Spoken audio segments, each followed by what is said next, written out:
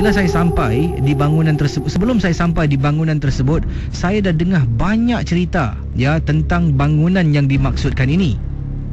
Di mana katanya Encik Rosli, ramai pekerja-pekerja telah pun berhenti bertugas kerana mereka diganggu kehadiran makhluk-makhluk yang menakutkan, khususnya Pontianak. Bila saya sampai, bangunan ni memang jauh daripada tempat-tempat biasa. Ia adalah sebuah factory yang agak berjauhan daripada tempat-tempat awam. Saya bertugas shift malam untuk tugasan saya yang pertama. Bertugas dengan seorang pakcik berusia 69 tahun. Duduk di guard house, dan saya kata pada pakcik tu, "Cik, jangan buat clocking, biar saya buat clocking di sini." Kesemuanya ada 6 checkpoint yang harus saya jalankan clocking saya. Saya ambil lampu suluh, mengambil clocking device. Saya kata pada pakcik, "Tunggu, biar saya buat." Pakcik tu tanya, "Nak teman?" "Tak apa." Pakcik tu nasihatkan saya nasihat-nasihat yang diberikan kepada saya sebelum ini oleh teman-teman saya. Katanya kalau sampai blok ... jangan masuk tingkat 4. Saya pun tak apalah. Saya rasa mereka ni mungkin nak takut-takutkan saya. Bila sampai dekat blok yang disebutkan, saya naik tingkat 1, naik tingkat 2, naik tingkat 3, tingkat 4 merupakan tingkat yang terakhir.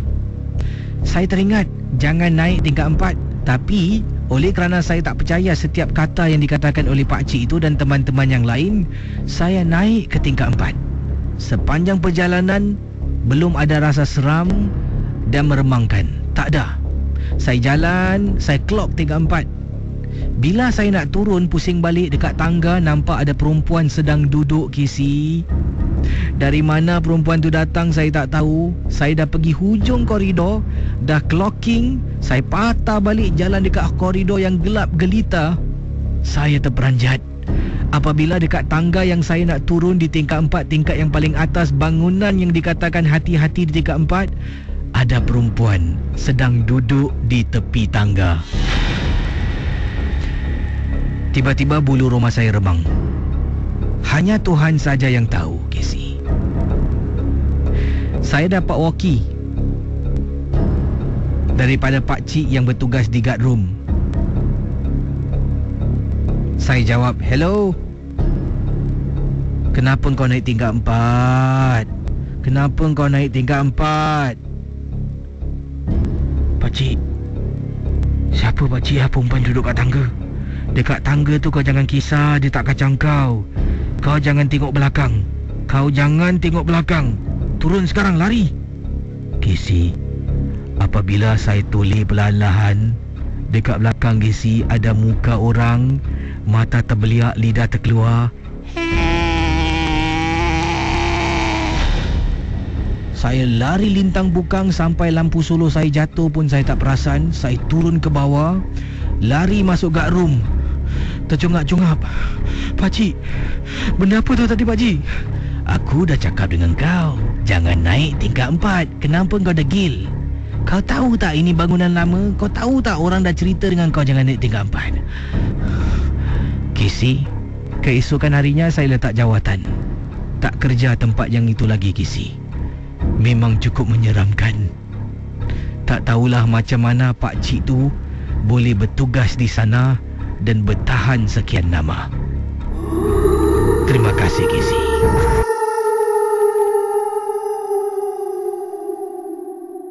Selamat malam dan juga apa khabar semua para pendengar rancangan Misteri Jam 12. Nama kakak Kak Yati. Bolehkah Casey ketengahkan kisah misteri kakak ini berlaku dalam rumah kakak? Casey, apa yang kakak ingin ketengahkan adalah satu perkara yang benar-benar berlaku.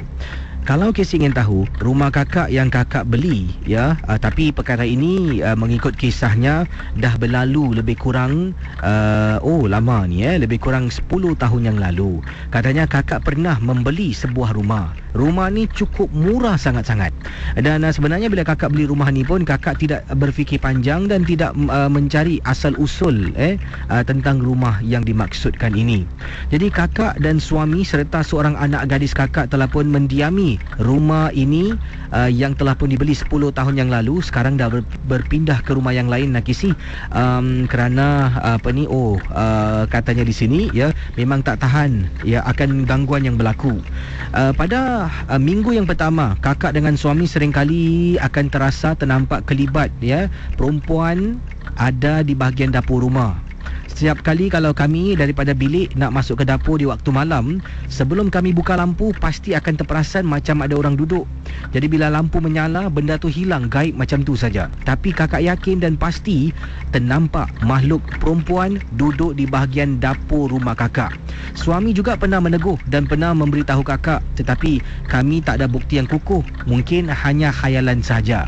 Kesi, anak kakak pernah di waktu malam, anak kakak yang berusia 14 tahun pada Tika dan saat itu 10 tahun yang lalu, katanya ya katanya Kak Yati, ketika kakak dan suami sedang tidur dalam bilik, anak kakak ketuk pintu bilik macam nak pecah. Apabila dia ketuk pintu, kakak buka, dia terus terduduk depan kakak menangis, katanya bu tolong, bu tolong, bu tolong. Jadi kisi yang menakutkan sangat-sangat bila kakak tarik dalam bilik, tutup pintu dengan ayahnya di atas katil. Dia pun mula bercerita. Kakak tanya kenapa, katanya bila dia sedang tidur, dia mula-mula dengar orang batuk. Jadi dia ingatkan ayahnya yang batuk. Jadi dia tengok kiri, tengok kanan, tak ada orang. Dia mula pusingkan badannya ke sebelah kanan katil. Jadi sedang dia baring lagi, dia tarik selimut kesejukan. Dia dengar pula ada orang macam bergerak serit-serit. Dia buka selimut tu di tepi katil, ada perempuan sedang duduk berselimpang dekat tepi katil. Muka ditutup rambut, tetapi baunya cukup busuk macam bau bangkai, Kisi.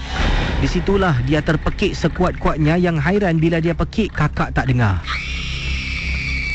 Dia terus bangun dari katil, masuk ke dalam pergi ke bilik kakak dan ketuk pintu. Itulah kakak buka dan dia menangis. Dan Casey, antara perkara-perkara yang menakutkan lagi, ya, semakin hari makhluk ini, gangguan ini semakin berani menunjuk-nunjukkan dirinya. Pernah juga kakak dan suami berada di ruang tamu. Anak belum lagi pulang, keluar dengan teman-teman. Sedang kakak dengan suami menonton televisyen di ruang tamu, dengar kerusi ditarik-tarik, Kisi. Kita pusing belakang, nampak kerusi bergerak sendiri, macam ada orang gerakkan di dalam gelap. Yang hairan bila kakak dengan suami bangun pergi ke dapur, buka lampu, kerusi itu berhenti daripada digerak-gerakkan. Dan kakak yang paling menakutkan, ya, pernah balik dari kerja, suami dan anak tak ada rumah, pukul 10 malam, masuk rumah beri salam, terus masuk tandas mandi nak bersihkan diri.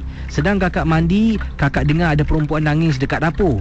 Jadi kakak rasa tak sedap hati, kakak percepatkan, ya, bersihkan diri. Kemudian keluar dari dapur, keluar dari tandas dapur, buka pintu perlahan-lahan. Alangkah terperanjatnya bila kakak keluar dekat dapur.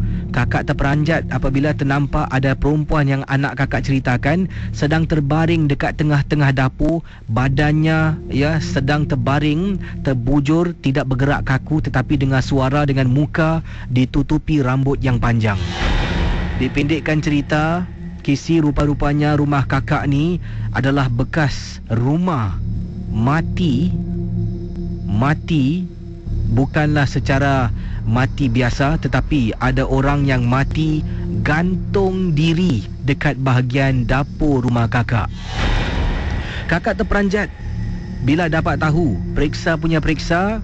Dengan siapa kakak dapat berita ini? Dengan jiran yang tinggal di unit sebelah. Tak pernah berbual. Akhirnya kakak tanya, dan dia berat hati nak cakap, orang Cina ni lah. Dia kata ada seorang wanita yang mati gantung diri dekat dapur. Apa yang dia tahu?